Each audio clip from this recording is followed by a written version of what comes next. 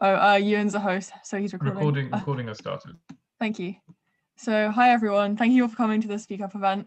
I hope everyone's work is going well, and I'm really glad that you had the time to come along to this event. So, I'm really excited to welcome Carlos, who is a public speaker and has been a member of Toastmasters since 2009. So, Carlos has a degree in journalism and 16 years of corporate experience in publishing. But since 2009, he's been a member of Toastmasters. He's delivered hundreds of presentations and speeches in UK, Europe, Latin America, Africa, Asia, and Australia, so all over. He's the author of a recently published book, Public Speaking, A Very Practical Introduction, which I read recently, and I can really recommend it as an insightful and very comprehensive guide to the skill. I also recently attended a workshop at an Oxford Speakers event where Carlos spoke, and I found it really inspirational, so I really hope you guys get a lot out of this session. So the format of the session will be, we'll start off with a talk from Carlos, and then move on to a Q&A at the end. So handing over to you, Carlos. Thank you very much, Alice, and thank you for the silent clapping, Jenny.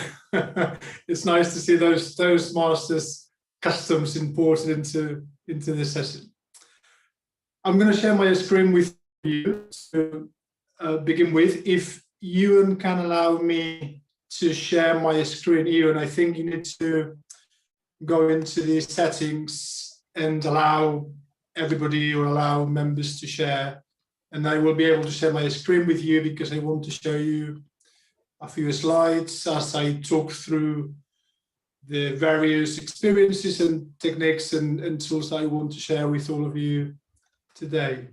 Okay, thank I made you. The change in the settings. You have indeed. Thank you very much, Ewan.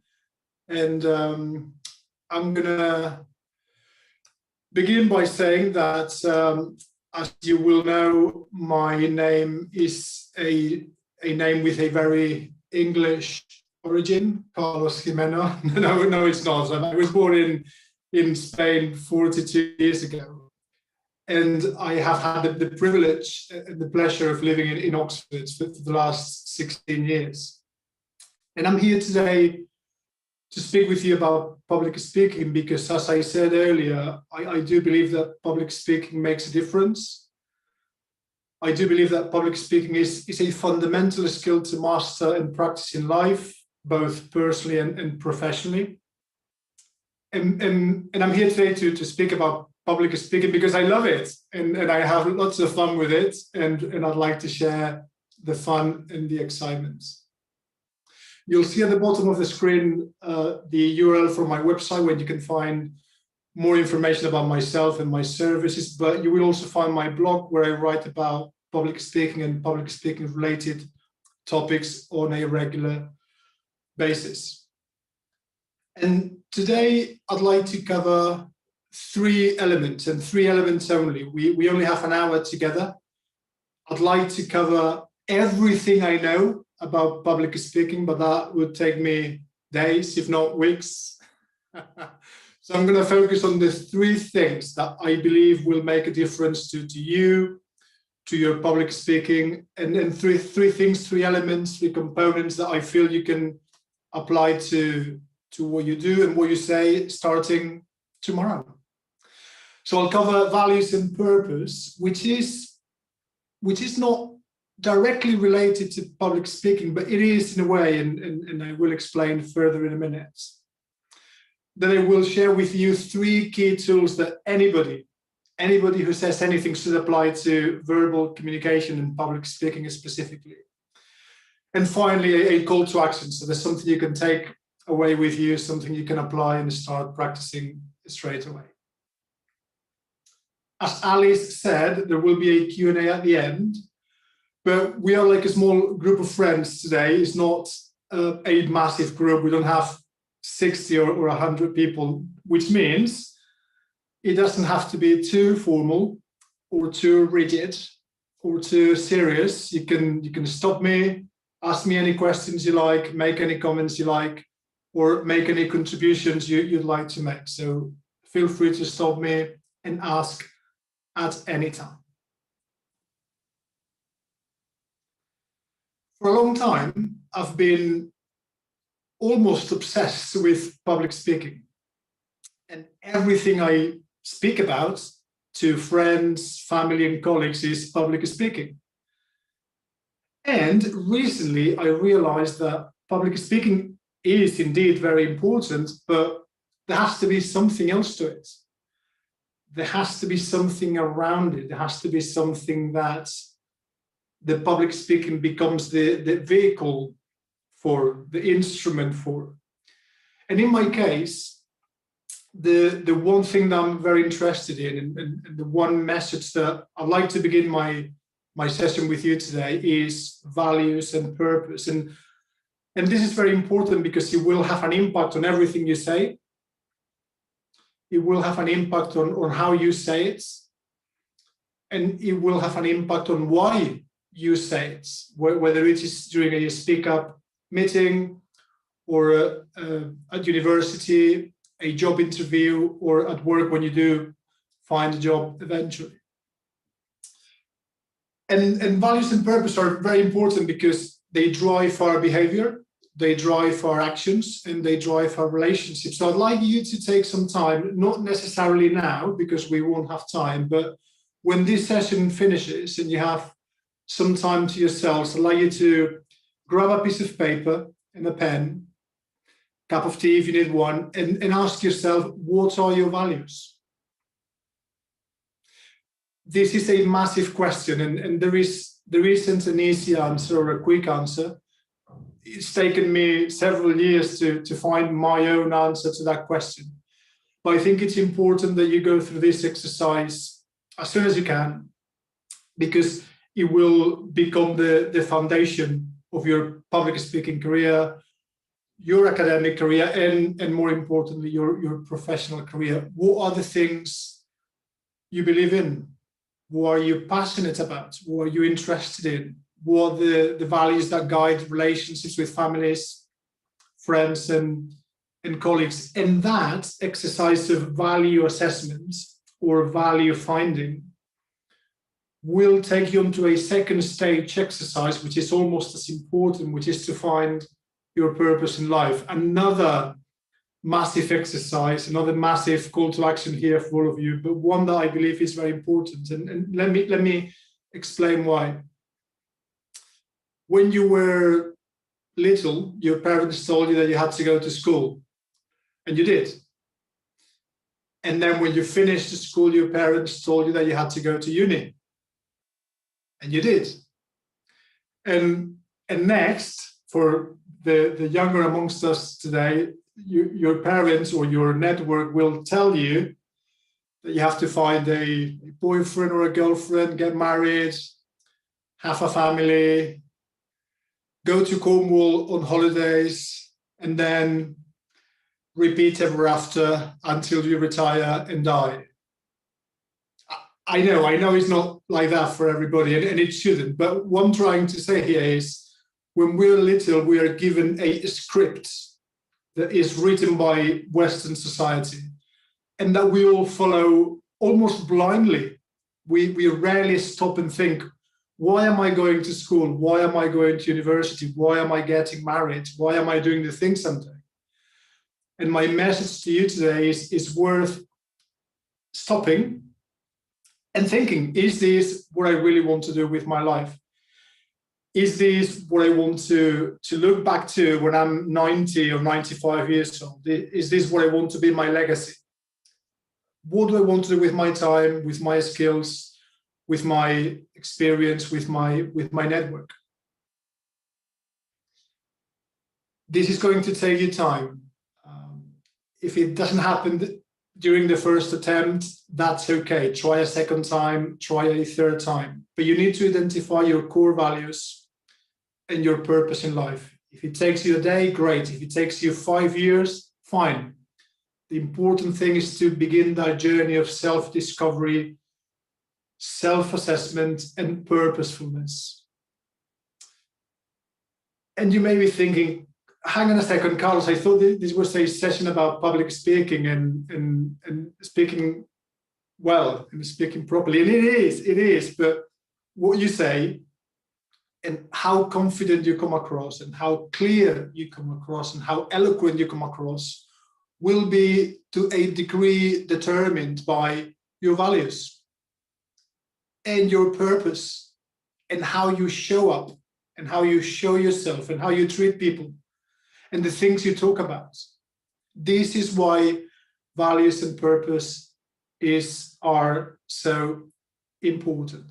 If you want to speak with me in more detail about this another time, I'll be delighted to. In the meantime, I'm going to leave you with a book recommendation, a book that changed my life a few years ago, and I think will change yours. And it's not my book. It's a book called The One Thing. The One Thing. It's written by two American businessmen called Gary Keller and Jay Papasan, and it's a fantastic book that will help you in that process of self-discovery, self-assessment, and finding your purpose. For now, I'm going to leave it at that.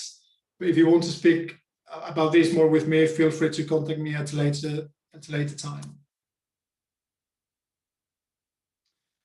And before I throw myself into the thick of the session and the public speaking bits that I want to share with you today, I'd like to add a second element to the values and purpose idea, which is the context we're living in, the reality all of us are living in now, which means that a new kind of face-to-face is taking shape, and this session is an example. We're looking at faces on a computer screen, and that means that there is a new set of expectations, and that we require a new communication toolkit, especially those of you who will be applying for jobs in the next year or two, those of you who will be presenting your final thesis or dissertation at uni, possibly on a video screen. You need to be aware that those people listening to you, watching you, will have a different level of expectations from you. And that level of expectation implies that you need to communicate competently and eloquently, whether you are seeing somebody face to face or whether you're looking at, say, a screen camera. Be mindful of this new reality, be careful with it, and prepare accordingly. So it's not just about values and purpose, which it is, but it's also about being able to adapt to a new world, a new reality, and a new way to communicate. I'm not very good with detail. I'm just making a confession here because we are in such a small group. I'm not very good with detail. I'm good with big stuff, with visionary stuff, with things that make you feel good and look ahead and think big and move forward and make your life better. But I know that all of you are very intelligent and are better than I am with detail. So if there is a detail somewhere in your head and you need to translate that detail into a question about anything I've said so far or into a criticism or a comment, do so now. Challenge me, because I'm sure you've got comments and ideas about all the things I'm saying, and it's important to hear your voice too if you have something to say now. Is values and purpose kind of like a necessary thing for public speaking? Otherwise, if you're a public speaker and you don't have a very clear values or purpose, then your public speaking isn't going to be charged in the same way. You're not going to have that same energy, is it? So like the values and the purpose is necessary for this energy and oomph, something to do with that, with the speaking. Is that what we're saying, kind of? Thank you for your question, Jason, which is very relevant and it's spot on and allows me to clarify further. You could be a good public speaker. You could be a competent communicator without knowing your values and your purpose. You could. There's nothing stopping you from mastering the basics of public speaking and coming across as somebody who is inspirational and motivational and confident and eloquent. You could. And there are many speakers out there who have no idea what their values and their purpose are, and yet they inspire and they convince and they persuade. However, knowing your values and knowing your purpose will mean one thing: consistency. there will be, once you've identified your values and your purpose, Jaisal, you will identify a topic or a set of topics that you are really interested in and that you are more interested to speak about more often and to more people and to bigger groups. And because those topics and subjects are of interest to you, there will be a personal investment, if you like, in the things you say and how you say them. So yes, you can be a good speaker without values and purpose. You'll be a much better speaker knowing your values and your purpose. So consistency and authenticity are one piece that is important. The second one, which is fundamental, is direction. Why do you say the things you say? Why do you stand up in front of a group and give a speech? What's the outcome that you pursue? What do you want the action to be? What do you want to change in the world? We stand up and give speeches, not because it sounds good, which it does, and it feels good, which it does, but also because we want to change something. We may want to change social justice in Bristol. We may want to change the way governments are handling the COVID pandemic. We may want to change homelessness in Britain, millions of things. And knowing your values and your purpose will help you identify what your direction is. Cool, amazing. Thank you. You're welcome. You're welcome. So before I kick off with the three techniques that I'm going to cover today, just to sum up, values and purpose are important to give you consistency, to give you direction, and to give you authenticity. And we need to be aware of a new context of communication, which applies to academia, to professional lives, but also to our families and to our social environments. And because those two things are so massive, and it could take you months, if not years, to master, I'm going to give you three techniques, three tricks, three secrets, three rules that is going to make that process so much easier.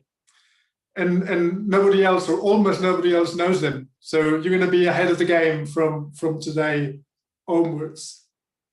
The first one is what I call the 1, 2, 3 rule. And Jenny, you are not allowed to say anything about this. So I'm going to ask the rest of the group, does anybody think they know what the 1, 2, 3 rule is?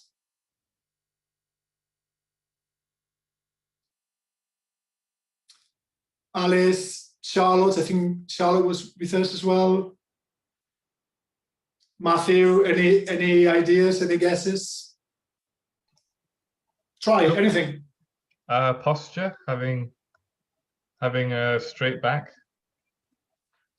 Could be standing tall and showing yourself confident and having a straight back is incredibly important to show that you have gravitas and presence and authority. But no, it's not what I'm after today. Is it how long a pause should be optimally? Like 1, 2, 3, and then you start talking again? Fantastic. I love that one, Jaisal. That's what I'm going to write down and use it in the future. I love pauses and silence in public speaking because it makes your speech more intriguing, more exciting. You come across as being more in control when you pause for 3 seconds, potentially. And I'll touch on that later. But no, this is not about silences either. One final guess. Anybody? Try. Alice, what do you think? I was going to go along the same line as Jaisal. Maybe taking time to pause before you start speaking to kind of calm down. That's something that I find helpful anyway. Well, I'm delighted that both of you have touched on the concept of silences because that's the second point I'm going to cover today. But no, the 1, 2, 3 rule is about simplification. Everything you say in any context, in any situation, to anybody, even if you're speaking to the Prime Minister, should be ideally split into 3 chunks. Let me take a step back and explain a bit further. all of us here today, or most of us, have been educated in the West, in Britain, in Europe, in America. And we've been told in our educational system that the more we say, the better. When you're in an exam or when you're giving a speech, the more you speak or the more you write in an exam, the better for your results theoretically. But the reality is that the simpler your communication style, the more concise, the more precise, the more compelling, and the more effective it will be. And so I always recommend that whatever you're saying, however long, it needs to have an introduction. That's number one. It needs to have a body where you bring in any details or complexity or stories that you need to bring in. And finally, number three, you have to have a conclusion. You have to have an exit strategy. You cannot just stop talking and say thank you. You need to gradually move from number two to number three, so your audience knows that the end is coming. Okay, so introduction, body, and conclusion. Out of these three, the introduction, the conclusion will almost always be short. Introduction is about who you are, why you're there standing in front of people chatting, and what you're about to say. So this is me. I'm here today because X, Y, and Z, and I'm about to tell you this. Short and sweet, concise, powerful, strong. Number two is your message. What do you want people to learn from you, from your speech, from your presentation, from your job interview today? Any stories, any details, any complexity, any anecdotes, any numbers, any quotes, any comments that you need to bring in, any facts and figures will go into number two, the body of the speech, which will, by the way, be the longest part of your speech. It could be 3 minutes, it could be 30, depending on the circumstances. Okay, but you need to make clear the difference between an introduction and a body, and then gradually bring your audience to the end, to the exit strategy, to number three, which basically means you summarize as much content as you can from what you've said in number two. You thank the audience for their attention, and then you give them a call to action, something that they can take away with them, apply to their own lives or their own speeches, and something that they can remember. If you speak for 15 minutes, or 30 or even an hour, nobody's going to remember everything you said.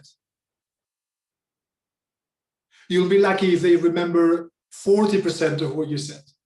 And that's why it's so important that at the end of your speech, you leave them with one thing, one call to action that they remember, they take away with them, and they will apply to either the jobs, their careers, or their lives. So the 1, 2, 3 rule is about simplifying, be ruthless about what you want to say, and then split it into 3 chunks of content that you can easily remember and easily communicate. The disadvantage in not applying the 1, 2, 3 rule is that you end up saying lots of things, and you don't make any sense, and you run out of breath, and your audience switches off and they start checking their Facebook and their email, or they fall asleep. So that's the danger in not applying the 1, 2, 3 rule, that you speed up, you get nervous, you say everything that comes into your head, and there's no order, no structure, and as a consequence, no influence.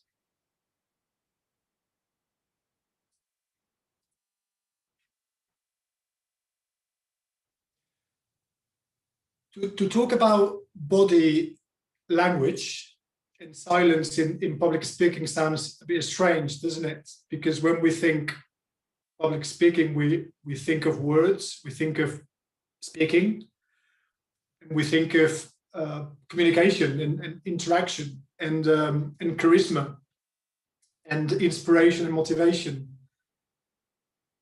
Ironically, inspiration and motivation and charisma and change often come from applying body language and the use of silence to public speaking. And let me go into greater detail on this, because this is key, and this is the second technique or tool I'd like to share with all of you today.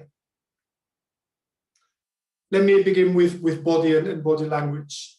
When we speak with our mums, with our friends, with our teachers, we use our mouth and in our words, and obviously our brains are doing most of the work, which is great. But often our bodies, our eyes and our hands and the rest of our bodies are disconnected from the rest of that brain activity, and that makes us look strange, and we don't bring as much charisma and impact as we could if we use our bodies. And let me explain. I'm not suggesting that you use your entire body. You don't.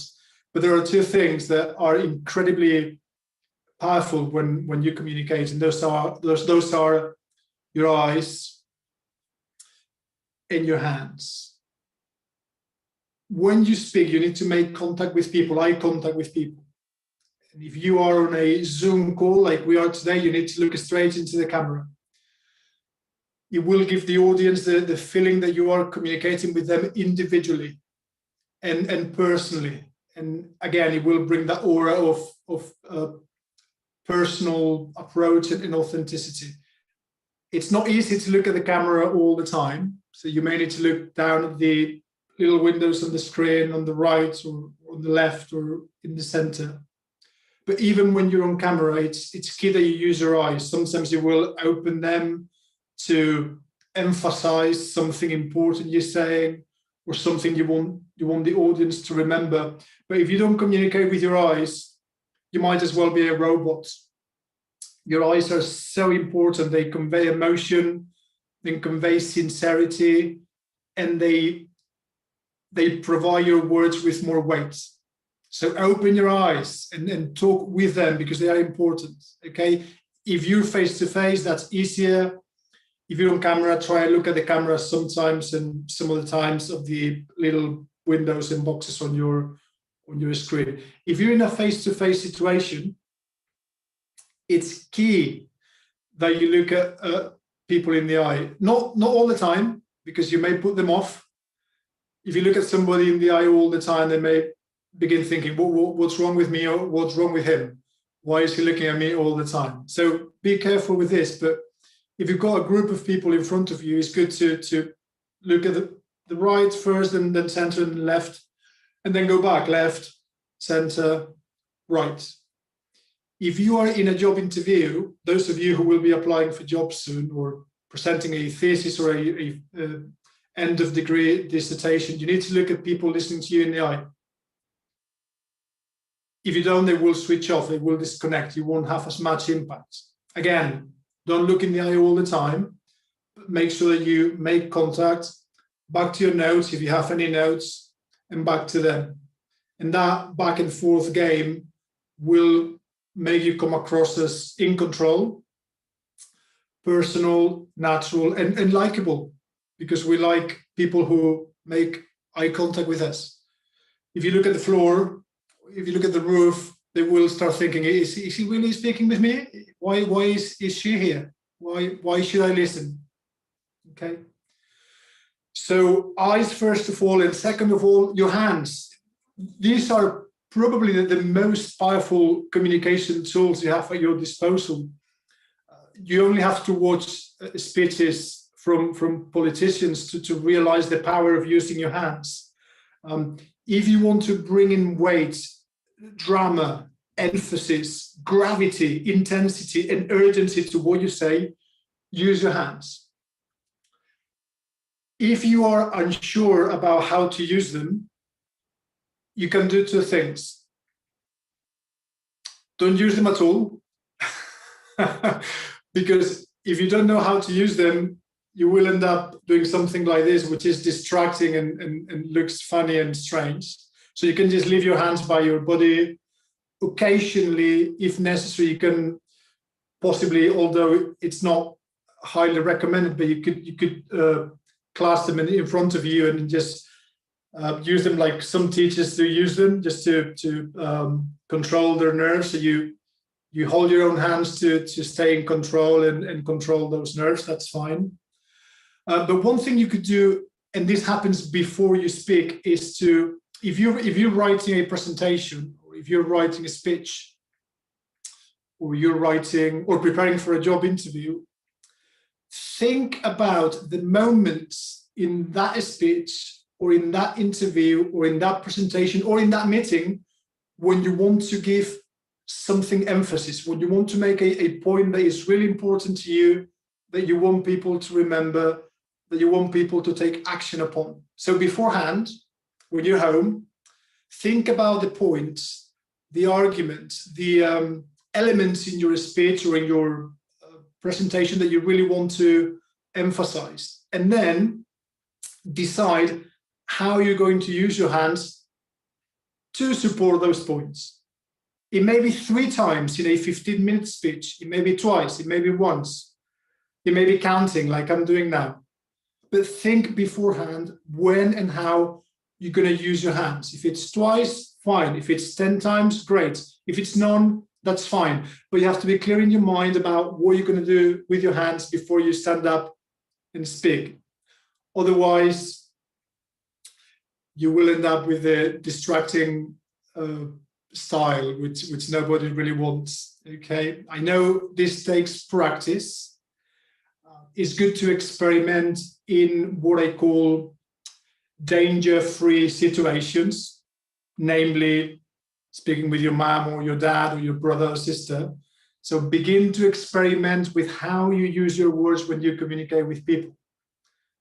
And then when you stand up in front of an academic panel or somebody interviewing you for a job interview, or you're in an important meeting, you will know how you want to use your hands. Okay, that's body. I could speak about body language for a full week, but I'm going to stop there. So remember, hands and eyes. Number 2 within this second technique or tool, silence.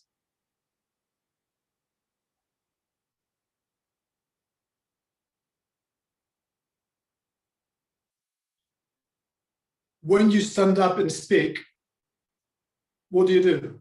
You speak, don't you? Of course, because that's what people are expecting. But we speak too much and we speak very fast and we don't stop. And that means people run out of breath, run out of patience, run out of understanding, run out of memory, and run out of everything, run out of interest. So it's fundamentally important that you give your audience time to understand what you're saying, time to follow you, time to digest everything you've said so far, and time to get ready for the next thing you're going to say. If you speak non-stop for 5 minutes or 10 minutes or 30 minutes, people will switch off. So that's one benefit of making pauses and silences, helping your audience.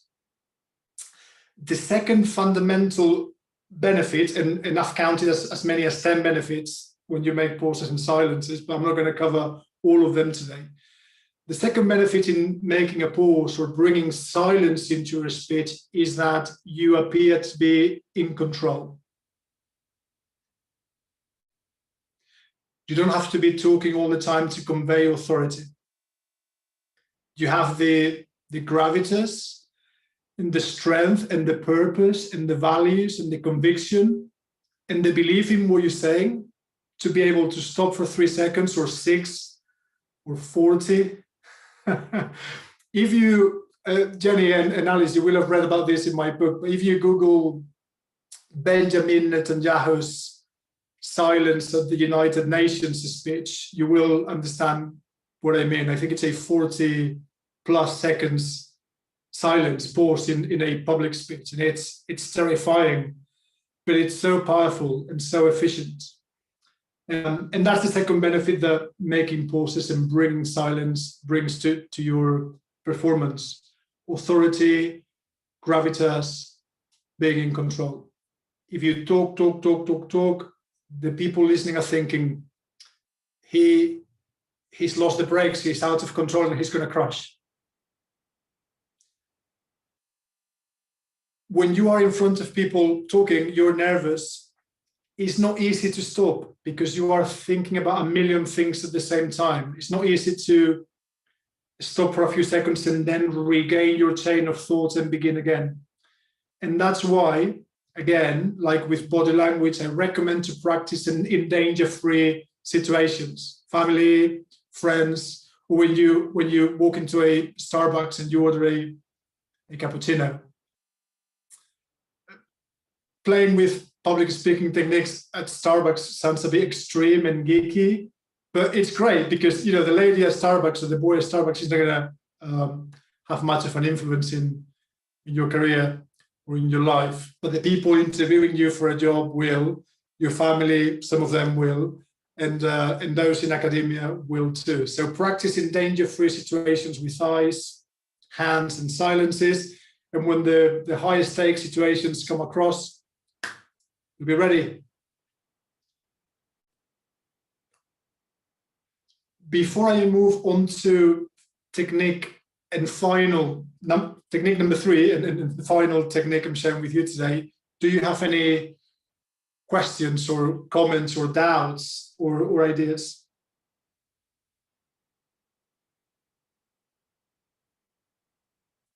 That's okay. That's a good thing. It means I'm communicating clearly. Okay, we only have about 10 or 15 minutes left before we reach the end of our session today. So I'm going to cover fairly quickly technique number 3 today, impromptu speaking. Does anyone, apart from Jenny, does anyone know what impromptu speaking is? Okay, we call it impromptu speaking. It's also unprepared speaking or off-the-cuff speaking, situations where you are expected to speak and you've had no time to prepare. And a job interview could be one of those because you will get questions that you didn't know were coming your way. So impromptu speaking is something important in the world of public speaking. You need to be prepared to speak off the cuff with no preparation in any situation. And my recommendation to you today, when this happens to you, when somebody asks you a question and you had no idea that question was coming, or when you are in a job interview and they ask a really difficult question, my recommendation to you is that you smile when they ask the question, because as humans, we like smiles, and smiles make us feel comfortable and happy. And we feel that there is no threat coming our way if we smile. So smile. And hopefully smiling will give you 2 or 3 seconds to think about something clever to say. Now, 2 or 3 seconds is not much, right? But hey, it's better to have 3 seconds than nothing. So smile. Then say thank you to the person who is asking the question for asking that question. Whatever the context, it's always nice to be grateful for a question because it shows that the person is interested in what you have to say. So we smile, say thank you, and pause. Remember the silences and the pauses we covered just 2 minutes ago? Pause, because by pausing, you will show the person or the people asking you that you care, that you really want to think about the right answer, and you're not just going to say anything that comes into your mind, which may be inappropriate or stupid or nonsense. So you want to think for at least 2 to 3 seconds about what you're saying, and that will show that you care and that you are thoughtful and that you are coming up with an answer that is worth articulating and worth listening to. Incredibly difficult, I know, because when somebody asks a question and you are under pressure because everyone is looking at you, I know it happens. You're just going to say whatever comes into your mind, and then you'll go red, you'll speak really quickly, and then you'll shut up and think, oh my God, what have I just said? That happens to all of us. We're humans. It's okay. But gradually, slowly, we can become proficient at the art of impromptu speaking. And again, maybe unfortunately politicians are a good example of this, and I don't want to use them as a role model. Some are, some aren't, but they use this technique very cleverly. So smile, thank you for the question, and then think, and then say something that is relatively clever. If you were able to come up with something clever enough in those 9 seconds that you gained by smiling, saying thank you and pausing, and then say it. It doesn't have to be long. when people ask a question and you have 10 faces looking at you, we start chatting really quickly because we are really nervous, and we think that to come across as intelligent and competent, we need to say lots of things. No, we don't. A smile, thank you, pause, say something short and sweet, concise, something you believe in, going back to purpose and values, something you're really passionate about, and then send the question back to that person or to somebody else in the group. So here's what I think. Matthew, what do you think? Alice, what do you think? Jenny, what do you think? So if you struggle to find things to say, and you've already said the one thing that came into your mind, send the question back to somebody else. Move the pressure onto the next victim. But the one key thing to remember here is smile, say thank you, and think. Pause for 2 or 3 seconds. Again, practice in danger-free, easy, everyday situations. And when the really important conversations come up, then you'll be ready. Okay, so I told you about values and purpose and all the good things that come with them. I told you about the context we live in this new world. And then I've explained very quickly the 3 techniques that will transform your public speaking forever. Now I'm interested to hear your questions. If you have any, your comments, your ideas, your challenges, your doubts, your fears, if you have any, which is totally understandable as well. So this is your opportunity. Go for it. What would you say is a good kind of practice or way to practice impromptu speaking or public speaking in general, as kind of like a daily habit or a ritual, or just a way to consistently get better on your own, so that when the time does come, you don't, you're prepared, etc. Well, thank you for the question, Jay Sal, and it's a key question for me because I've been practicing almost daily for 10 years now, and for me it was work. My opportunity to practice and polish and improve my skills was work, because I was going to work every day. I was in the office for 8 hours. And I thought, well, you might as well try your best when you communicate and experiment with different things. So work is one possibility. Going to work every day thinking, well, if I'm having a meeting with my boss, if I'm having a meeting with a colleague, if I'm doing a Zoom call or a Zoom meeting, I'm going to think carefully about what I'm going to say. And then I'm going to apply the 1, 2, 3 rule, the body language and the silences, and the impromptu speaking. So utilize every situation at work to apply these techniques and step by step improve them. For some of you, it may be university. If you're not working yet, or you don't have a full-time job, it may be your university environment that you utilize as a playing ground. So you speak with colleagues in your class, you speak with professors and teachers, you speak with mentors and coaches, potential employees. Get up every day thinking, today is the day I become Barack Obama.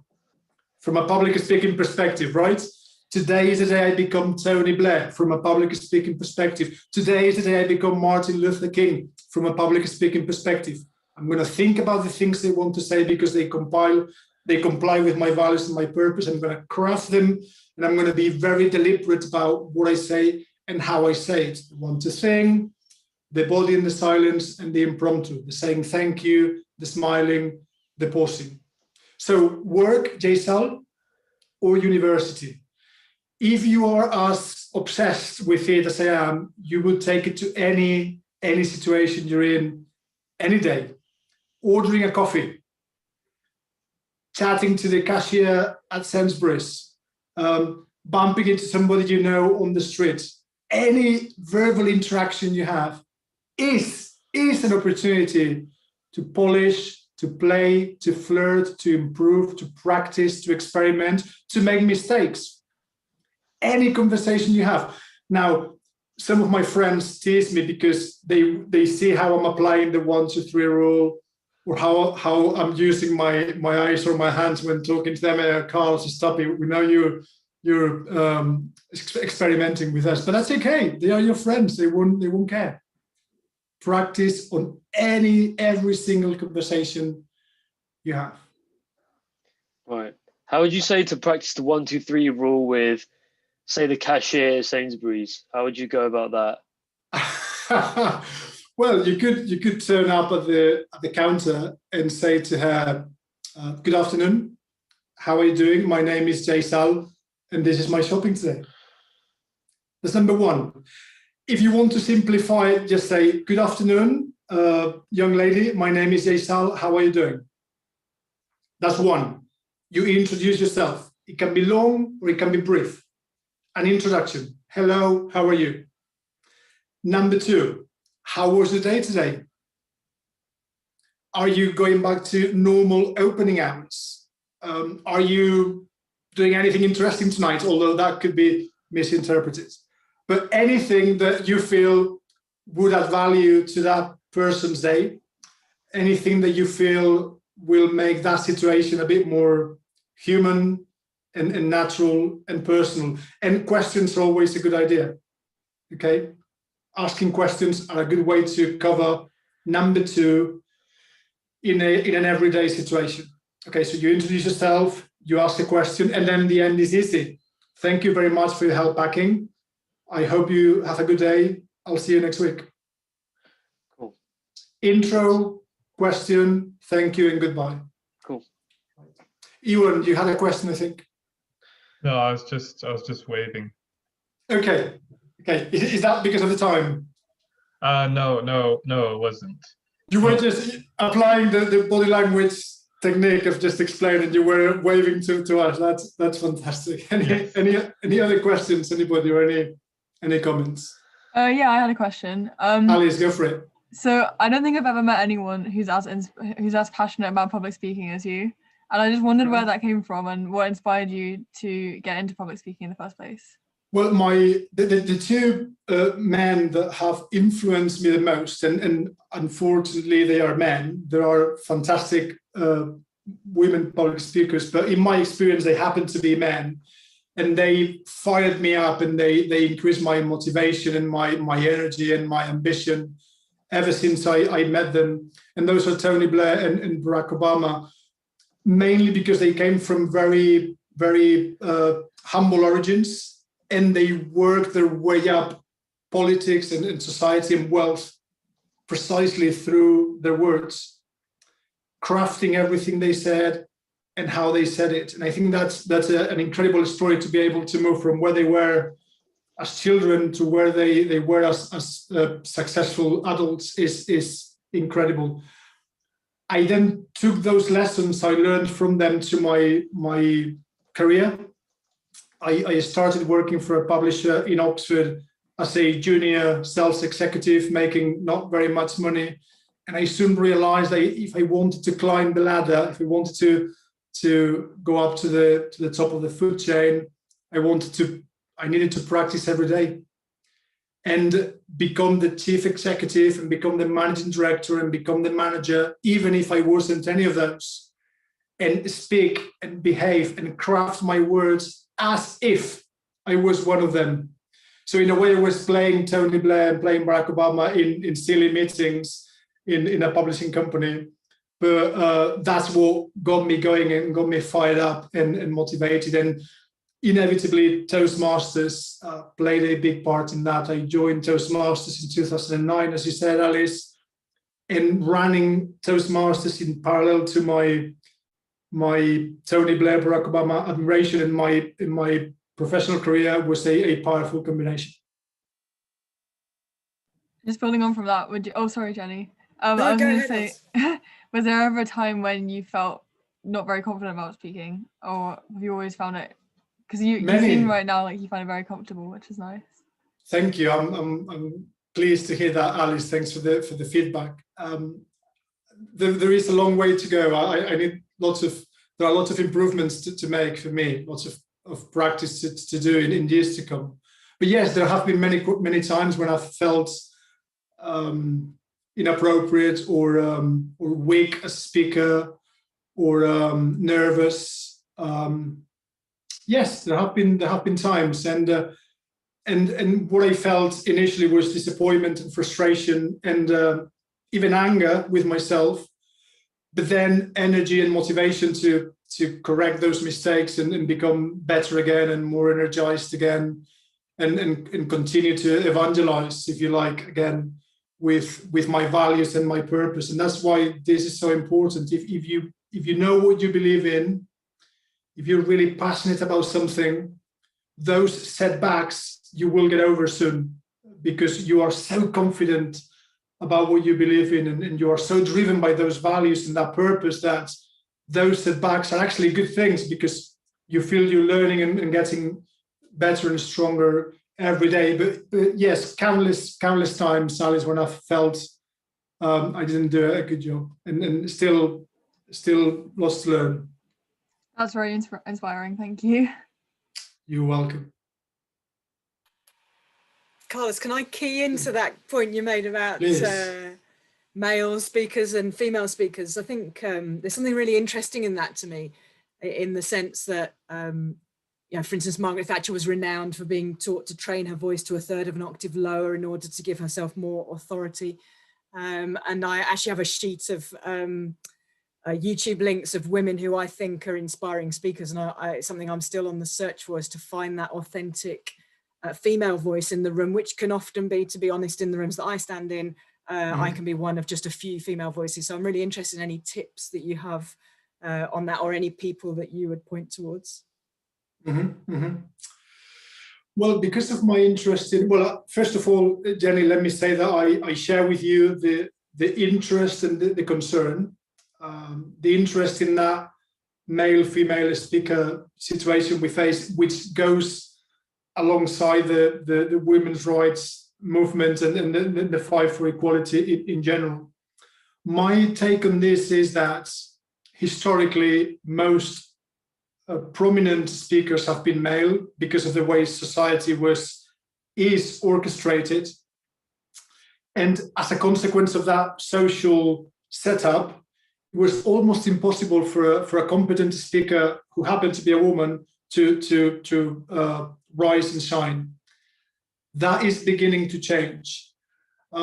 One speaker I've been impressed by, partly because of my interest in politics, and I know this is a controversial thing to say, but is Hillary Clinton, because she's always very composed and very calm, and she always conveys a sense of gravitas and authority that you rarely see in some of the other female speakers I've come across so far. So Hillary Clinton has been somebody I've been watching for a long time.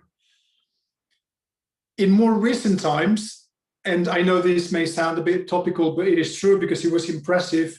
One speech I was very impressed with, because of the values and the purpose behind it, was Greta Thunberg's speech at the United Nations, being so young and being so inexperienced in public speaking, because obviously he's so young. She came across as somebody who was value-based and who really wanted to make a change and to make a difference. So I think Greta is great from a values point of view. Hillary is great from a confidence and gravitas and presence point of view. There are thousands of women out there who are speaking well and speaking confidently. I will recommend a lady who I'm connected with on LinkedIn, who is also very good. Her name is Caroline Goyder, Goyder, Caroline Goyder. He has a TED Talk that has been watched by 8 million people. He's British, and she's a lady who is finding a place in a world that is traditionally dominated by blokes. So I admire Caroline for that. So I would say Greta, Hillary, and closer to us, Caroline. Many more out there who I don't know yet, but are doing a great job, I am sure.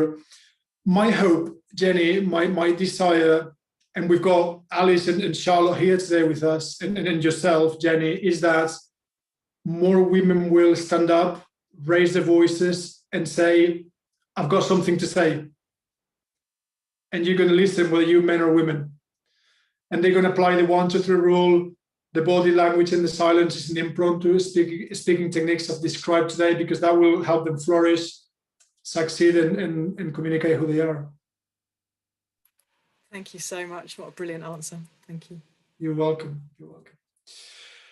Okay, I think we're running out of time, so I'm going to stop the Q&A here, but obviously you're all welcome to read my book, which is not as good as the one thing. Remember the book I recommended at the beginning, but it's okay for a first attempt to being an author, and Alice and Jenny can tell you about its weaknesses and its strengths. Thank you so much, Jenny, but it's there, it's out, and you can take it with you for the rest of your life as and when you need it. Before I close and I hand back to Alice, I want to give you a call to action, and that call to action is two-dimensional. First of all, connect with me. Our dialogue, our conversation begins now. It doesn't end with this session, it begins now. And I look forward to hearing from you on LinkedIn, WhatsApp, through my website. I'm not brave enough yet to be on TikTok and the likes, but you'll find me on LinkedIn and WhatsApp and my website. Let's connect, exchange ideas, discuss, and grow together. And the other dimension in terms of the call to action is practice. And I said this earlier, play, experiment, have fun. Public speaking shouldn't be formal and serious and life-threatening all the time or ever. Enjoy yourselves, smile, speak up, and take that message to those around you. And that brings my piece to an end today. I wanted to show my gratitude for your time and your attention. And I hope we will continue the conversation. And at this point, I'm going to hand back to Alice for her to close the session. Thank you. Thank you so much. That was really amazing. And I definitely got a lot out of that session. So I hope everyone else did too. I especially love the 1, 2, 3 rule. I think I inherently get nervous and then ramble on for ages. So I think that's a good way to ensure that doesn't happen anymore. So I'll definitely be putting that into action. I hope everyone at Speak Up was really inspired by that as well. We've got AGM next week, as you may know. So if anyone felt inspired to want to be part of the committee, if you're not already, we'd be really excited to have you. So please come along to that. It's 4:45 next Wednesday on the same Zoom link. But obviously we will be doing exercises beforehand if you want to come to that. Yeah, thank you again so much. That was a really good session, and we're really lucky that you came along. So thank you very much. Thank you, Alice. Very much. Goodbye, everybody. Bye. Bye, Carlos. Thank you. Goodbye. Thanks everyone for coming. Thank you. Great Bye-bye. session. Lovely to meet you. Thank you. Goodbye. Bye. Bye.